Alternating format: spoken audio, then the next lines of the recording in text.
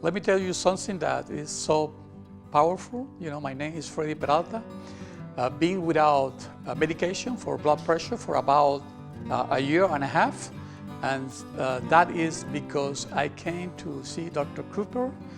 She knows how to help people through education, through food, and that is the reason that I made that big change. I changed my lifestyle, start doing exercise, start eating more vegetable, more fruit, avoid all the meats, and then everything changed. It's very easy to avoid taking medication all the for the rest of your life. I mean, you don't need that. You make a change on your lifestyle, and that is the only way to do it. That is the best prescription that you can get from a doctor. Change your lifestyle. Thank you.